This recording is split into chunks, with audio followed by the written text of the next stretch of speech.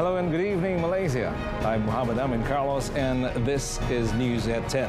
Well, making our headlines tonight, government remains committed to create technology-savvy society.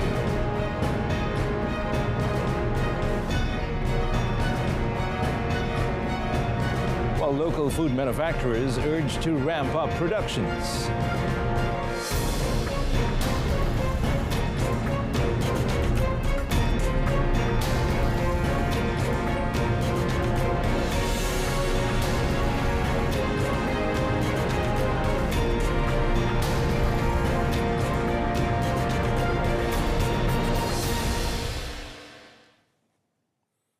Well, the government has always prioritized digital development and remains committed to creating a technology-savvy society, especially as the country embarks on the Industrial Revolution 4.0 era towards becoming a high-income nation.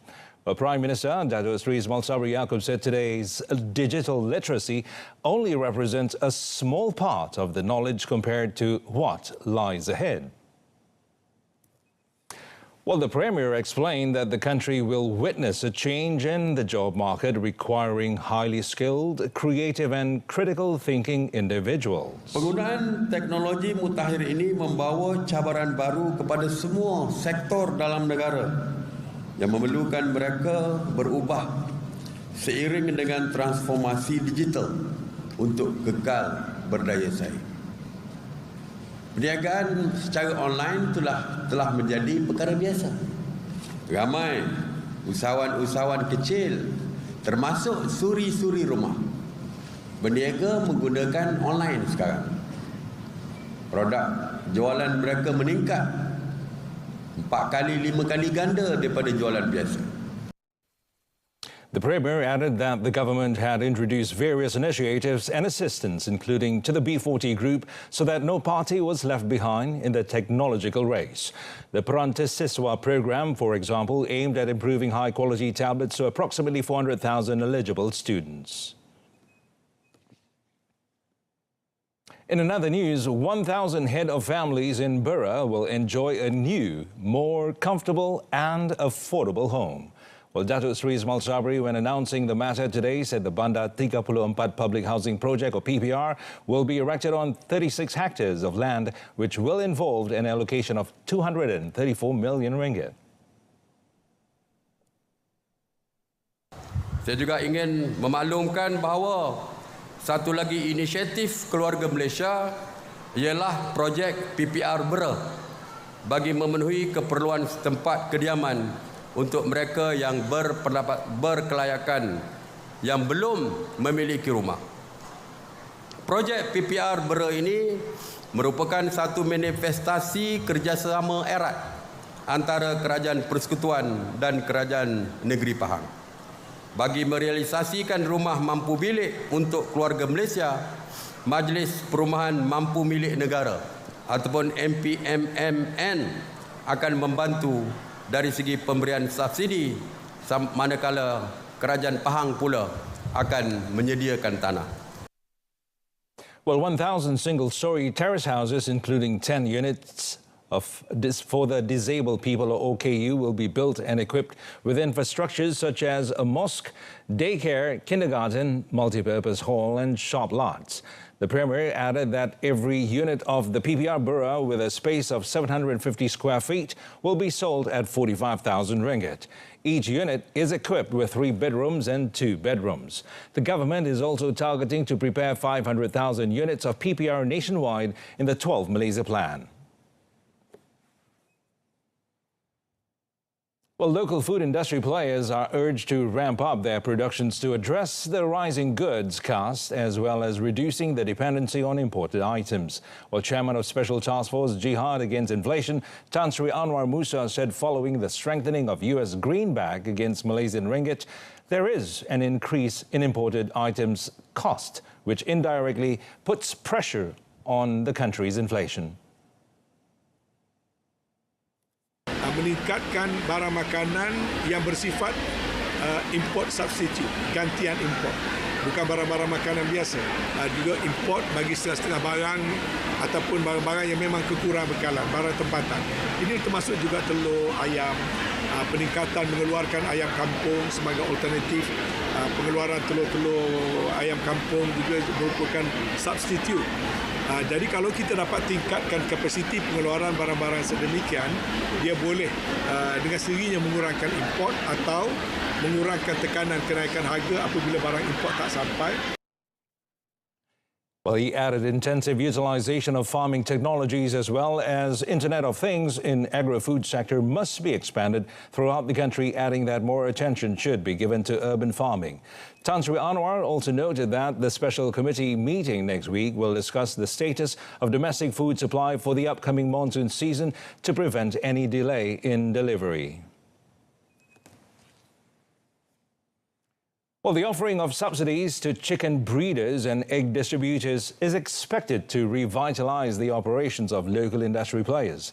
Well, Deputy Agriculture and Food Industries Minister, Datuk Sri Ahmad Hamzah, said previously there was an issue regarding lack of supplies that led to industry players unable to increase productivity in factories due to high costs involving raw materials. The trend became a burden for breeders that made it difficult for them to expedite the distribution process. Therefore, MAFI conducted several visits and studies to help chicken breeders and egg distributors to avoid further losses. Benarnya, kita SSL kita, kalau kita ikut SSL kita, tahap sara diri kita, ayam adalah 104%. Sementara telur sebanyak 115%. Mana kita ada perlebihan telur yang banyak. Tapi dalam masa yang sama, setiap pengeluaran yang dibuat, 70% daripada kos pengeluaran itu adalah makanan. Tetapi bekalan makanan yang kita terpaksa import, harga terus meningkat. Jadi bebanan yang telah ditanggung oleh penternak cukup tinggi sekali.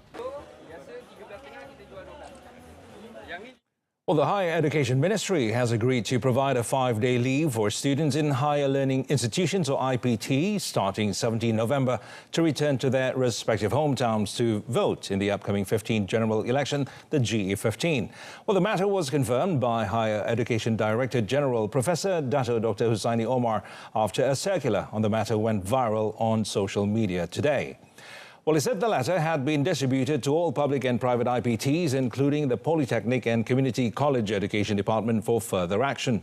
He explained that the letter is to inform all learning institutions involved to give their students leave to cast their votes based on Undi 18, and a media statement regarding this matter will be issued later. Well, according to the letter, the 5-day leave from 17th until 21st November is to give students enough time to travel to the polling stations and return to their respective campuses. The letter also stated that all classes and student activities during that period should be postponed and held on another date.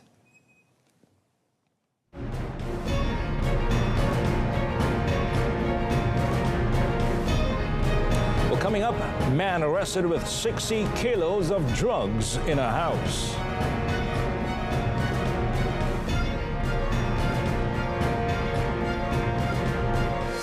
Well, Yang di-Pertuan Agong Al-Sultan Abdullah Riaitud and Al-Mustafa Bilal Shah graced the opening of the National Environment Day 2022, or HASN celebration in Kuantan today. His Majesty was accompanied by Pahang Regent Tengku Hasanal Ibrahim Alam Shah and Tengku Panglima Raja Colonel Tengku Amir Nasir Ibrahim Shah. Well, HASN, which is celebrated on 21st October annually, maintained the theme, Protecting the Environment, a Shared Responsibility, with the addition of the slogan, Caring for the Environment and Keluarga Malaysia. The Ministry of Environment and Water, in a statement, called on Malaysians from all walks of life to be eyes and ears to help combat activities that damage the environment. Community participation through nature conservation activities such as tree planting, mutual cooperation related to the environment, reducing the use of single-use plastics, as well as educational programs such as cultivating a sustainable lifestyle is highly encouraged. Also present were Pahang Menteri Besar Datuk Seri Wan Rosli Wan Ismail, Environment and Water Minister Datuk Seri Tuan Ibrahim Tuan Man, and Deputy Finance Minister Datuk Muhammad Shahar Abdullah.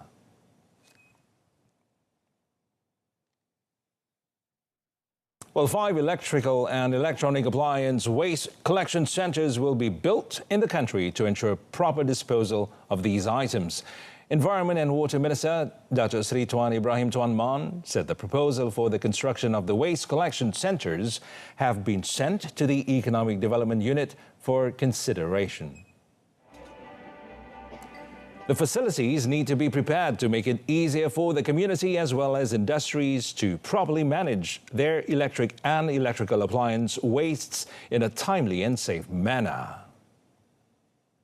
Kita bercadang untuk menambahkan fasiliti pusat pelupusan sisa berjadual e-waste kita, termasuklah di Pantai Timur ni kita belum ada, dan kita cadang untuk 1 kita bina untuk Kelantan Terengganu Pahang ni kita 1 kita buat, tambah lagi kita ada 5 tambahan, 1 di Pantai Timur dan 1 lagi di Sabah, 3 lagi di utara dan di tengah dan di selatan.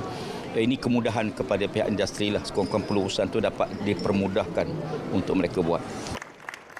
Meanwhile, he wants all parties to be innovative and practice self-regulation in activities they partake in without negatively impacting the environment. Well, meanwhile, Tuan Ibrahim Tuan Man called upon all parties, including industrial factories, to work together with the Environment and Water Ministry to conserve the environment. Well, he said this extends to contributing towards initiatives to keep the environment healthy. Tuan Ibrahim further explained that various programs have been implemented by the government, such as developing parks and trails by the riverside to avoid pollution. Sebagai contoh ya, bila sesuatu kilang kita buka, memang kilang patuh pada peraturan-peraturan sedia ada, tetapi pematuhan saja tidak mencukupi. Kita nak supaya dia turut menyumbang. Apa sumbangan company itu untuk menjadi alam sekitar? Contohnya memastikan denai sungai kita dapat jaga, sungai kita selamat. Semua buangan e-waste kita, contohnya, kita kena lestarikan. Mesti patuh jadual, peraturan buangan sistem terjadual. Well, Malaysia Airports Holdings Berhad MAHB passenger movements for its network of airports stood at 8.2 million passengers in September 2022, equivalent to 71% of 2019 September levels. It was the highest monthly number recorded since March 2020, surpassing 8 million passengers for the first time since then. Well, MAHB said it continued to show signs of recovery as Malaysia recorded 5.3 million passengers in September 2022, with the domestic sector continuing to lead traffic recovery with 3.4 million passengers. Well, meanwhile, the international sector recorded a new high of 1.9 million passengers.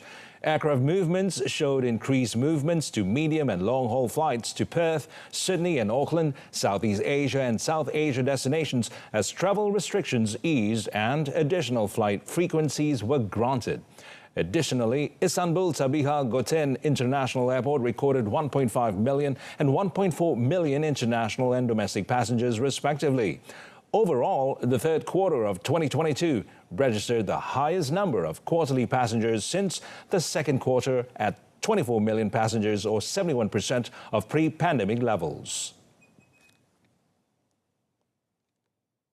Well, a man with 15 criminal records was arrested by the police yesterday for allegedly possessing more than 60 kilograms of drugs, all worth 190,200 ringgit in Kampung Baru, Kuala Lumpur. Well, Dang Wangi District Police Chief ACP Nur Delhan Yahya, in a statement today, said the police arrested the 57-year-old man at a house believed to be used to store the drugs. Well, along with the arrest, police also seized 59 kilos of cannabis, 101 kilograms methamphetamine and 450 grams of heroin. The suspect, who was tested positive for amphetamine, ketamine and morphine, previously detained under Section 6, Subsection 1 of Dangerous Drugs for Special Preventive Measures Act 1985. He is in remand for 7 days until 28th October, and investigation is conducted under Section 39B and Section 15, Subsection 1, Subsection A of the Dangerous Drugs Act 1952.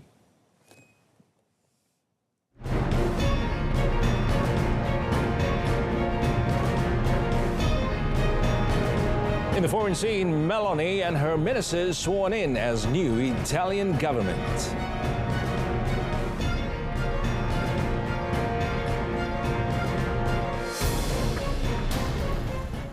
San, boleh saya bantu?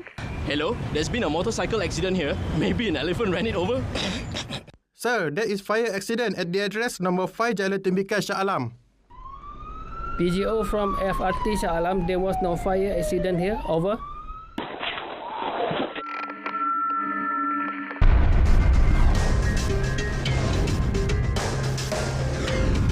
MERS 999. Use it wisely. Well, at least 15 people died in a road accident in central India yesterday after a passenger bus collided with a truck. And more than 40 people have been injured in the accident in Rewa, Madhya Pradesh state. Well, the injured have been admitted to Rewa's Sanjay Gandhi Medical College, and the bodies of the deceased are at Tiontar Civil Hospital. The accident took place around midnight when the bus, with around 100 people were aboard, headed to northern Gorakhpur city from southern Hyderabad, collided with a truck trolley. One passenger said the vehicle's brakes failed before the collision. Indian Prime Minister Narendra Modi expressed sorrow over the accident and announced an ex gratia of $2,023 to be given to the next of kin of the victims and $605 to the injured from the Prime Minister's National Relief Fund. Well, far-right leader Giorgia Meloni was named Italian Prime Minister on Friday after winning the 25th September legislative polls, becoming the first woman to head a government in Italy. Meloni's appointment is an historic event for the Eurozone's third largest economy and for Brothers of Italy, which has never been in government. Well, shortly after she was named as the Prime Minister, the 45-year-old from Rome named her ministers' lineup, which were sworn in today in front of President Sergio Mattarella. Now, her Brothers of Italy party won 26% of the vote last month, compared to 8% and 9% respectively for her allies, Forza Italia and the far-right League. Her list of 24 ministers, including 6 women, revealed a desire to reassure Italy's partners. She named Giancarlo Giorgetti as economy minister, who served under the previous government of Mario Draghi. Giorgetti is a former Minister of Economic Development, is considered one of the more moderate pro-Europe members of Matteo Salvini's League. Salvini will also serve the Deputy Prime Minister and Minister of Infrastructure and Transport portfolio. Meloni also named ex-European Parliament President Antonio Tajani and of Forza Italia as Foreign Minister and Deputy Prime Minister. Matteo Piantedosi will fill in the role of Interior Minister and portfolio held by Salvini in 2019. A formal ceremony for the handover of power from Draghi to Meloni will take place on Sunday before the Premier leads the first cabinet meeting. Well, China's 5-yearly Communist Party Congress began its closing session on Saturday, with President Xi Jinping likely to seal an unprecedented third term in power. Well, the closing ceremony will conclude a week of largely rubber stamp meetings among 2,300 party delegates who will approve a reshuffle of the party's top leadership, likely to have been determined well in advance. However, in an unexpected move at such a heavily choreographed event, former leader Hu Jintao was let out of the closing ceremony with no official explanation was given. Now, the new Central Committee of around 200 senior party officials was elected shortly after 11 a.m. today without disclosing a full list of members. Delegates also voted to endorse Xi's work report delivered at the Congress's opening last Sunday and rubber-stamped a resolution on the party's constitution. Xi is now widely expected to be unveiled as General Secretary on Sunday, shortly after the first meeting of the new Central Committee. Now, this will allow Xi to sail through to a third term as China's president, due to be announced during the government's annual legislative sessions in March. Well, Xi previously abolished the presidential two-term limit in 2018, paving the way for him to rule indefinitely. At Sunday's Congress opening ceremony, Xi delivered a 105-minute speech lauding the party's achievements and glossing over domestic problems such as the stalling economy and the damage wrought by his harsh zero-COVID policy. heavy on ideological rhetoric and light on policy, a defiant Xi also urged Communist Party members to steel themselves against numerous challenges, including hardening geopolitical climate.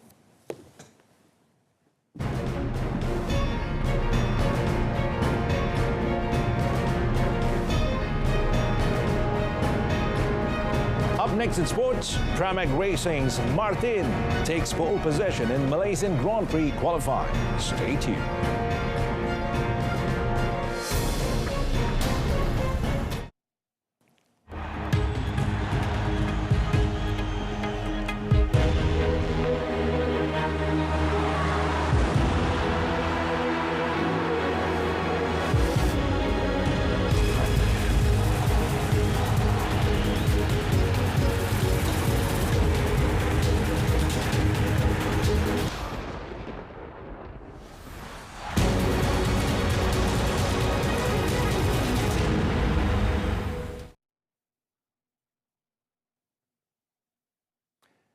Well, the Football Association of Malaysia, or FAM, is currently looking into several venues other than Bukit Jalil National Stadium or SNBJ for the 2022 ASEAN Football Federation Cup or AFF competition, slated to begin in December. Its Secretary General Nur Azman Rahman said the matter will be finalized in the meeting of the governing body on Tuesday. Well, elaborating further, Nur Azman said previously the national Bukit Jalil Stadium had been used by Harimau Malaya as their main venue for numerous competitions. He, however, noted that FAM is planning to use other stadiums as for the national team's main venue. Well, several stadiums were shortlisted, including Sultan Ibrahim Stadium in Johor, Sultan Mizan Stadium in Terengganu, Hang Jebat Stadium in Melaka, and Kuala Lumpur Football Stadium in Cheras. Kita tengah nilaikan. Kemungkinan Bukit Jalil kita akan gunakan, tapi apa pun saya akan finalisekan dengan pengurusan dengan Datuk Presiden hari Selasa. In the meantime, Nur Azman also informed that the national squad have 2 upcoming friendlies as preparation for, or rather before, 2022 AFF campaign. Well, more international sport tournaments will be held in Johor next year. And according to the Johor Youth Sports Entrepreneur Development Cooperatives and Human Resources Exco, Muhammad Hairi Madshah, well, he said that these tournaments are part of the state government's effort to spur Johor's sports tourism industry. Well, according to Muhammad Hairi, tournaments held in the state will leave positive impact on Johor's economic development through the arrival of players and spectators from abroad. While the impact is prominent as seen in the International Patong Championship in August this year and the Sultan of Johor Hockey Cup Championship, which kicked off today. Saya lihat sukan tourism cukup menitik beratkan segala aspek yang kita inginkan dengan fasiliti-fasiliti yang bertaraf antara bangsa di Johor ini banyak dah disiapkan. So insya-Allah pada 2023 ini saya bersama dengan pengarah Majlis Sukan akan merancangkan lebih banyak sukan-sukan yang bertaraf antara bangsa. Well, he said this after launching the 2022 Bangsa Johor Sports Tournament at Johor Velodrome in Iskandar Puteri. Well, on to the Malaysian MotoGP Grand Prix. Well, Terima Racing's Jorge Martin set a lap record today to take pole position as Iñigo Bastianini gave himself an outside shot at the title as the top 3 contenders all struggled in qualifying. Well, Martin posted a time of 1 minute, 57.790 seconds ahead of the penultimate round of the championship, which returns to the Sepang International Circuit for the first time since 2019. Well, it was the Spaniard's second pole in as many weeks following another lap record in Australia last weekend, and he went 0.456 seconds faster than Bastianini. While 6 times MotoGP world champion Marquez completed the front row. Ducati's Francesco Bagnaia grabbed a 14-point lead over Fabio Quartararo at the top of the World Championship standings with a 3rd-place finish in Australia last weekend after the defending champion crashed out of the race. But the Italian crashed in Q2, as did fellow title contender Aprilia's Alex Espargaro to slip back, while Quartararo will be hoping for a miracle after his time meant he will start 12th after he took a tumble himself. Bagnaia, who will start in 9th ahead of Espargaro, can wrap up the title ahead of the final round in Spain if he wins on Sunday and Quartararo finishes outside the top 3. In tennis, Stefanos Tsitsipas reached the semi-finals of the Stockholm Open after the Greek top seed took almost 2 hours to see off Swedish home hope Mikael Ymer 7-5, 6-3 at the ATP 250 event. Well, after failing to serve out the opening set at 5-4, Tsitsipas took control by winning 5 straight games. His run began with his gutsy hole at 5-all and ended with another battling service game in which he served, or rather saved, 3 break points for 3-love in the second. Now, those were the last break points he faced in the match as he saw home his advantage with strong serving. The Greek saved 10 of 11 break points, including 1 at 5-all at the opening set, as he did just enough to keep the Swedes' charge at bay.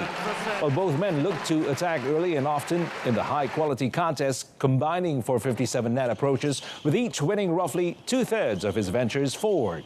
The pair also combined for 56 winners, with Ymer striking 29 to his opponent's 27. Now, Tsitsipas will face Finland's Emil Ruusuvuori after he defeated 3rd seed and recent US Open semi-finalist Frances Tiafoe 6-1, 6-2 in just over an hour. A finalist 2 weeks ago in Astana, where he lost to Novak Djokovic, Tsitsipas is seeking his 3rd ATP Tour title of the season, following triumphs in Monte Carlo and Mallorca. Elsewhere, Austria's Dominic Thiem beat top seed Hubert Hurkacz of Poland to earn a place in the semi-finals of the European Open in Antwerp. Now, the 2020 US Open champion dropped the first set, but eventually ran out a 3-6, 7-6, 7-6 winner in a hard-fought match that lasted nearly 3 hours. Well, the Austrian saved 3 match points before downing top seed Hurkacz. Thiem saved those match points in a pulsating second tie set break, including one with a powerful backhand that crept over the net via a net cord at 5-6. Well, the former world number 3 then held his nerve to clinch the set and repeated the trick in the decider, now surging to an unassailable 6-2 lead in the tiebreak to claim his first win against Hurkacz in 4 ATP head-to-head meetings. Now, despite his stroke of luck with the second set net cord, Thiem kept a high level throughout the 2-hour, 55-minute encounter. He struck 36 winners to Hurkacz's 47 with his trademark backhand, a particularly potent weapon. Now, Thiem will next play Sebastian Corda, who had a much easier time booking his semi-final spot after making short work of his match against Japan's Yoshihito Nishioka, beating the 8th seed 6-love, 6-2 in just 52 minutes.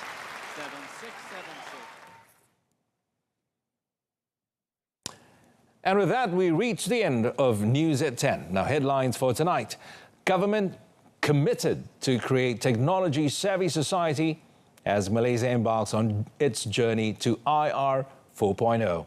Well, don't forget to tune in to updates at noon tomorrow at 12:30 afternoon on TV2 and saluran Berita RTM. Till then, Malaysia, it's lights out for now. I'm Muhammad Amin Carlos. Good night and goodbye.